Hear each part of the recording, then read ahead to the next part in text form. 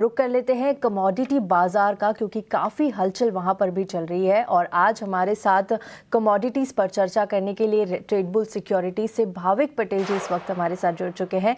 भाविक जी, good morning, स्वागत है आपका बाजार सवेरे में। मैं तृप्ति बात कर रही हूं और लिहाजा सोने चांदी के साथ ही शुरुआत करेंगे, क्योंकि काफ़ी बड़े मूव्स यहां पर आ रहे हैं। काफ़ी ज़्यादा वॉलेटाइल मार्केट इस वक्त सोने और चांदी का है। कल के सेशन में हमने थोड़ी सी वॉलेटिलिटी देखी, लेकिन जाते जाते देखिए $64 तक भी यहाँ पर सोने चांदी के भाव चले गए थे। वहीं सोने की बात करें तो $4700 के आसपास यहाँ पर सोने में फ्यूचर्स में कारोबार होता हुआ इंटरनेशनल बाजार में दिख रहा है।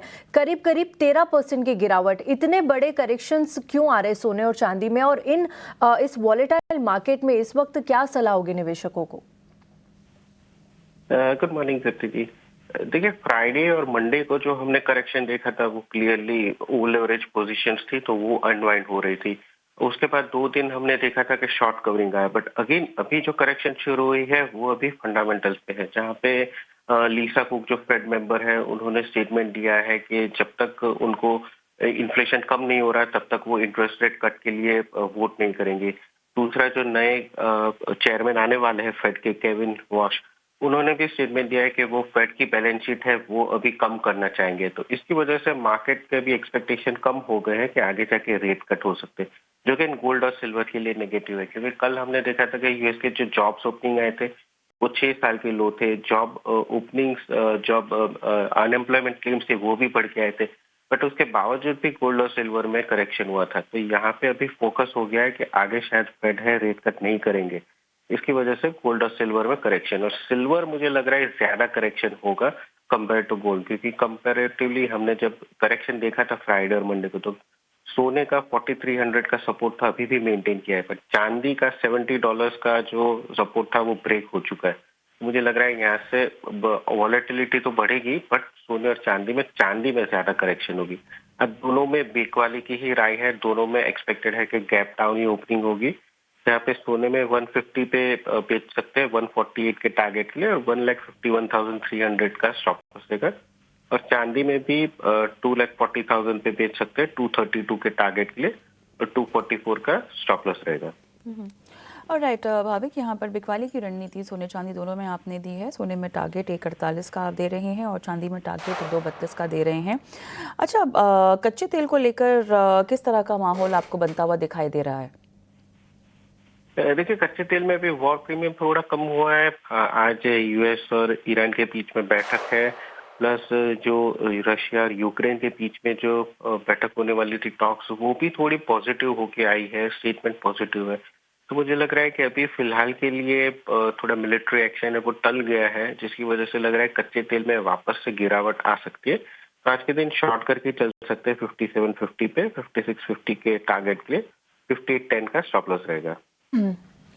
ठीक है, कच्चे तेल पर भी आपने ये राय दी, लेकिन बेस मेटल्स को लेकर क्या सलाह रहेगी? जो प्रेशियस मेटल्स में हम प्रेशर देख रहे हैं उसका कहीं ना कहीं थोड़ा बहुत इम्पैक्ट बेस मेटल्स पर भी नजर आ रहा है। क्या कोई पसंद आपकी आज की ट्रेडिंग सेशन के लिए?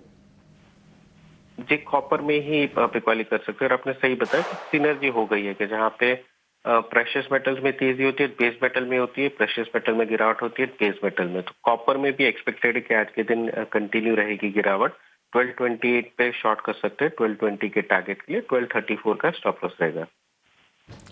चलिए, बेस मेटल्स में आपने कॉपर पर सलाह दी है, और जहां पर बिकवाली की रणनीति 1220, लेकिन नेचुरल गैस को लेकर कोई रणनीति आज इनिशिएट करनी चाहिए आपके मुताबिक?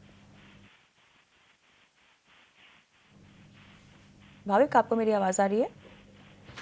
राइट, हाँ सॉरी, हाँ जी, नेचुरल गैस में मुझे लग रहा है कि नेचुरल गैस में अभी भी टीजी कंटिन्यू है, आई थिंक उसका सपोर्ट बन चुका है। तो नेचुरल गैस में 314 पे बाय कर सकते हैं 322 के टारगेट के लिए, 307 का स्टॉप लॉस रहेगा।